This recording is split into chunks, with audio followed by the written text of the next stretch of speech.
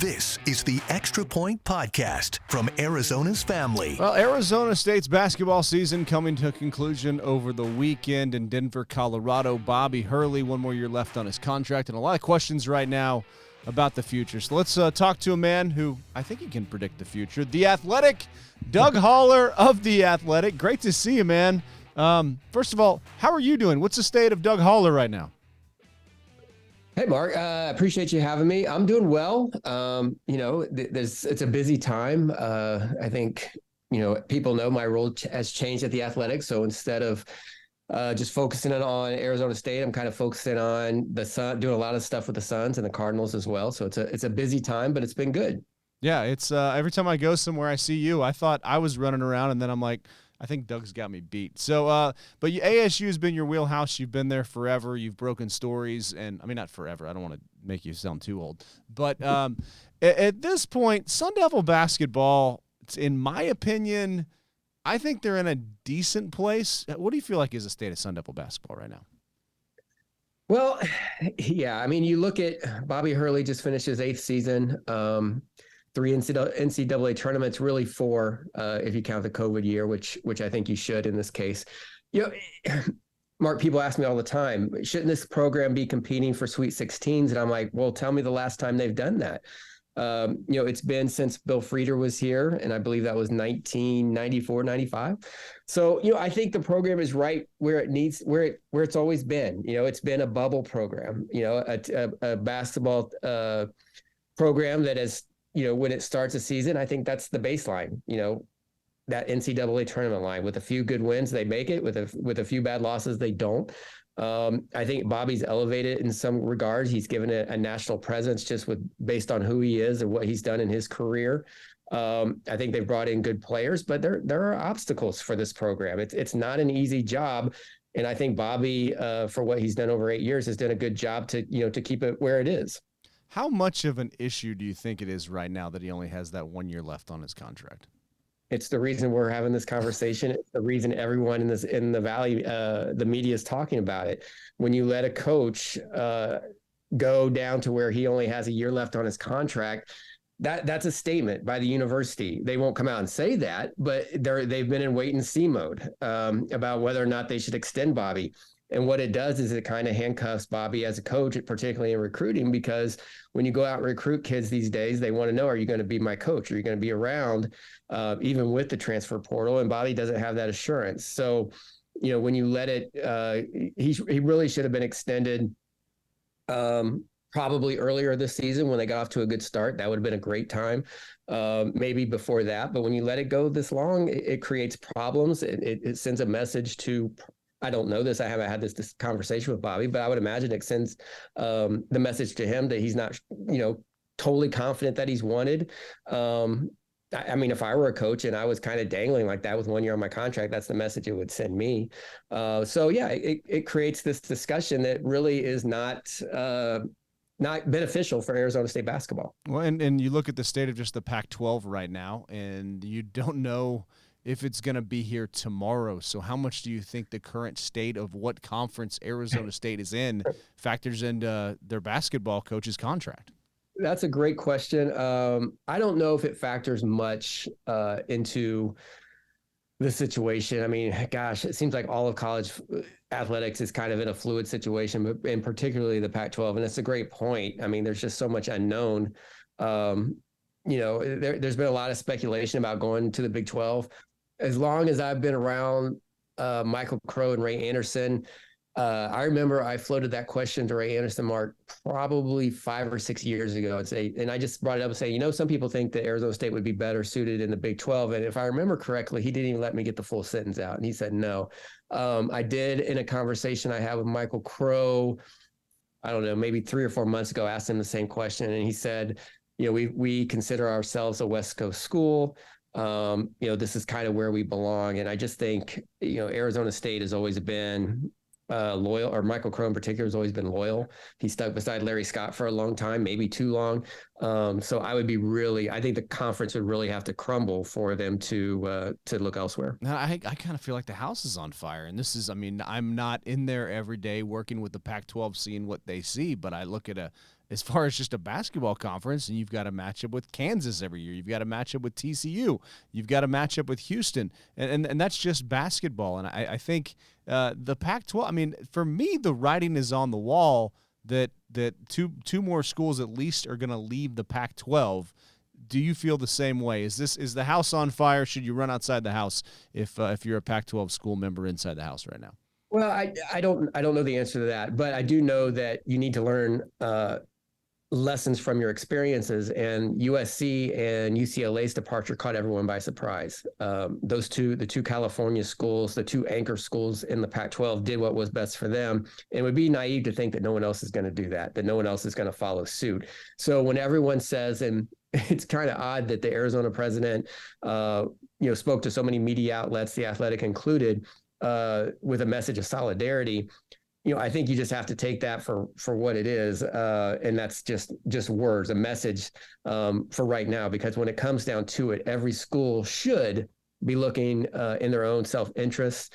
And of course, we're all waiting for the media rights deal. And I think that's what the schools are waiting for as well. What kind of media rights deal the Pac-12 can get.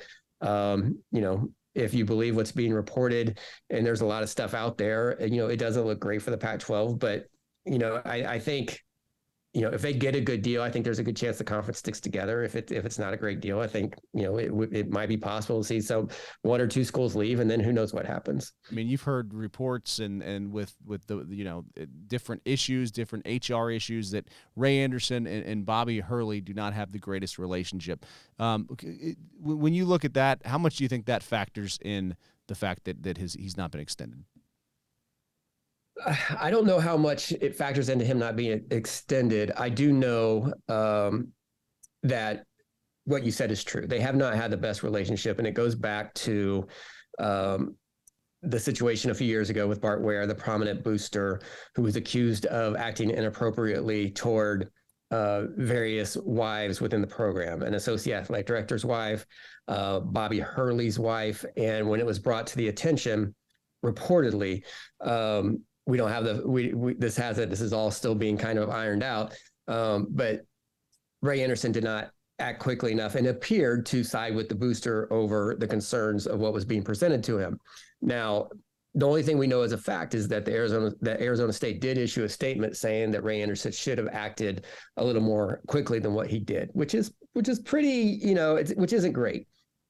So yeah, I mean, I think it probably started there. Bobby dashed off an email to Ray when Bart Ware was still around the program, and that went public. And so I do know that it wasn't good then. The relationship improved a little bit over the years, but I don't think it's ever been great since then. And if it comes down to it, how comfortable are you in a job where you don't know, you just don't know. You don't have a great relationship with your boss. I remember I wrote when Dave Cohen, who used to be the basketball administrator who was involved in all this, who sent the initial complaint to Ray about Bart Ware, when he was fired from the program, I wrote something that said, like, who does Bobby have now who has his back in the program? And, when I wrote that was published, I did get some pushback from the ASU people saying we support Bobby and Bobby has all the support he needs. But I still wondered that. I mean, does he have somebody who has his back in the program? And, it may not affect anything now, but it's got to be in the back of his mind about whether or not this is the right place for him and if he can continue to succeed or build in a place like that. Well, it seems like it could be one of those all-time Arizona sports stories too, where, athlete or coach leaves here and then goes on to big time success. And it just seems like there are certain pitfalls, and like you were talking about, a lot of, hoops to jump through over there that maybe you don't realize until you get inside there. Michael Crow recently said that he feels like, the basketball arena is one that you can win at. I mean, what's been kind of the reaction to that as you've kind of asked around? Not favorable, Mark. Not favorable. I mean, you've been there. It's an old facility. Great bones, in my opinion. Yeah. That's it. Yeah. And, I've gone back and researched this before, just going through the archives. Bill Frieder, when he got hired at ASU back in the 90s, called that facility outdated. So that's how long ago it was. Michael Crow used the word functional to kind of describe it. And I agree, it is functional. But do you want your program? Do you want your basketball facility to be functional? It really doesn't work. Yeah, it can host a basketball game, but you know how it works. You got to use it. It's got to be used in recruiting. I was having a conversation not long ago someone who objected about Bobby's style of play. And yeah, he plays an open style. He lets his guards have tremendous freedom, with going back to Remy Martin and some of the questionable shots. Sometimes it leads to questionable shots. This year's team shared the ball really well. But yeah, I understand that. But, and I tried to explain, I'm like, okay, say if you're the head coach at Arizona State, what do you have to sell to recruits? You can't sell facilities. You can't say, come here and play in this great basketball arena that we have. You can't sell a great game day atmosphere, even though the crowd has improved. It's not sold out every night, right? You can't sell tradition. Arizona State doesn't have a great basketball tradition. You can't sell a program that sends all these guys to the NBA, even though Bobby has sent Lou Dort and a few other guys. Zylan Cheatham has had some time in the NBA, Rob Edwards. It's not something that happens, like Arizona or some other schools. So, I mean, basically it's style. It's like, come here and we'll let you play with freedom. So, and when I explained it like that, the person said, well, okay, that makes sense. Bobby's never had trouble getting guards because they like to play that style. But, and I say that just to kind of illustrate that there are a lot of hurdles to winning at Arizona State, and maybe with the facility and the resources that you put into it, maybe the best that you can do is just get into the tournament, and if you want to aspire to Sweet 16s, you need to put more resources into it to reflect that. So, I've been in Arizona for 20 years. I've seen one Arizona State team advance to the second round, and that was with James Harden. So what we've seen so far is Arizona State doing what Arizona State can, given the resources that it's given. Right, and I mean that's in the current state of college basketball. You could be in there this year. You could be out the next 2 years. I mean, look at Kentucky, Duke, and North Carolina. This is only the second time since 1985. All three of those teams have not been part of the Sweet 16. It is changing rapidly, and I look at the caliber of athletes that Bobby has gotten into the program, and I think. And I'm not here to just defend Bobby Hurley. I mean, I think that I hope it doesn't come across that way. I just think it's worth discussing. What's the elephant in the room, why he doesn't have a contract extension. But I feel like the caliber of the athlete has improved since he's gotten here. Is that a fair thing to say? Without question, yeah. And you could probably go back with the recruiting rankings and, whether guys are 4 stars or whatever. Yeah, I think they've improved. Some people have thought that this was the best team that he's had. I didn't think so. I thought the year, I believe it was 18 and 19, when he had Lou Dort and Remy, Zylan Cheatham, Rob Edwards. I thought that was the best team that he's had. They were playing after the Fiesta Bowl to be number 1 in the nation down in Tucson, if I remember correctly. That was 17, 18. Yeah, for sure. The year that I thought they did so, or was his best team, is when they were the second seed in the Pac-12 tournament, and Remy Martin got hurt against Oregon in the semifinals in Vegas. I think if Remy Martin stays healthy, they end up losing that game in overtime. I think they might have had a chance to win the Pac-12 tournament. But, and I agree with you.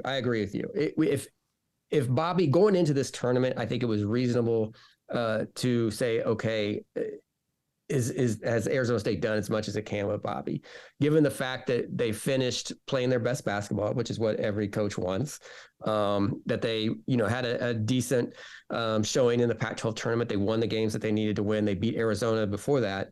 And the fact that they won the first 4, I think that tips the scales in his favor. But I do want people to understand that just because if they decide to make a move, if Bobby decides he doesn't want to come back, however this unfolds, just because you go out and get another coach, I'm not sure anything's going to change. I think it'll still be the same situation because of, as I mentioned, the hurdles in place. No, totally agree with that. If I had one criticism of Bobby Hurley, I do think he gets a little too worked up on the sidelines, and I think by the end of the year, this team tunes him out because it's just too much, and it just needs to be a little calmer and save those big moments to get thrown out. I mean, it's great video when he gets thrown out, but I think it just wears a team out over time.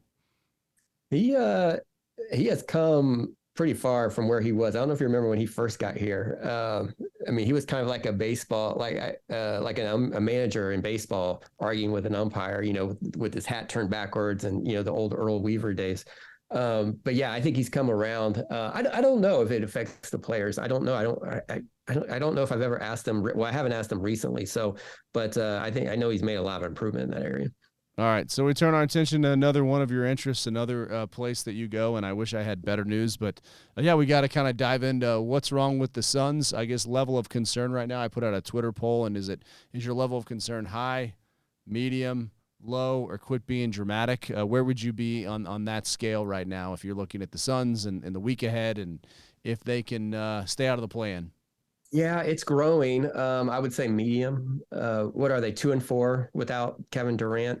So I think everyone, especially with the first 3 games, given the schedule, expected some rough patches. The fact that we're coming off the game against Oklahoma City, a game that they led by 10-12 the entire way and then just collapsed in the fourth quarter. That's concerning, even though they didn't have DeAndre Ayton as well. My concern is, like everybody, is okay, when does Kevin Durant come back? And if he comes back and you have let's say he comes back and 5 games. Well, he hasn't played in 3 weeks. He's super talented, so he'll be able to shake off the rust. He did it last time. But we never got a feel for how it's all going to really look with him on the court in the first place. We get wrapped up with the Dallas win, which was an amazing game. But Dallas is just a few games over 500 anyway. They struggled to beat Chicago. They struggled to beat Charlotte. So you could see the potential. And my goodness, the way Monty had Devin and Kevin Durant at separate times on the second team. So you thought, wow, they may play the entire game with one of those 2 on the floor the entire way. You could see the potential in that. But my issue is, is this shaping up to be with his injury? Are they just going to fight to kind of get it together in the playoffs this year, lose, and then next year will be the year we'll get to see the full effect of Kevin Durant in Phoenix? That's where I'm kind of going at this point. Yeah, the pressure will be on. I think they this summer is going to be interesting as they really add to the bench and add to the depth, and Matt Ishbia might go on a spending spree there, and that would certainly ratchet it up. But going back to the Durant injury, was that the most Arizona sports story that you've covered, or what does it rank? Well, I mean, my goodness. Without question, the most Arizona thing that I can think of. I was just sitting out there like many of us were, just watching him warm up, and he was out there with Terrence Ross, I believe, if I remember correctly, just the 2 of them. And, he was putting in some work, and then all of a sudden, to me, it looked like he slipped. I know his ankle turned, but I thought he did slip initially, and that caused his ankle to turn. But it was just like, what did I just see? Did he just totally just all by himself out here fall? And, then he went and worked out and seemed to be okay. I thought maybe he was, favoring it just a little bit, but, and then going up and getting ready for the game and seeing the release of the starters come out and see that he was out. It was amazing. It was amazing that something like that happened on a night like that. Do you think like that we built the city on like hallowed ground, or are we cursed? Like what? How do you process this whole thing? And for Kevin Durant, I mean, I hope he hurt his ankle. We hope he's okay. But why does this always happens to us, Phoenix sports fans? Yeah, I try not to feed into that too much, Mark, but it's hard to argue this one. I mean, because there was such a buildup. I went on the road with him a little bit for his first game in Charlotte, and just walking from my hotel to the arena before the game. And this is in Charlotte, a road game at their hotel, the team hotel. There's like 100 people lined up waiting to see the Suns come out. And I asked them, like, this isn't normal, right? And they're like, no, this is all Kevin Durant. So yeah, I mean, just think of what the excitement level is like here. And you could tell it meant something to him, the way he was warming up, and then for that to happen, it's just, I don't know what if it's a curse or what, but that is extreme. That is crazy. I mean, Santonio Holmes in the Super Bowl.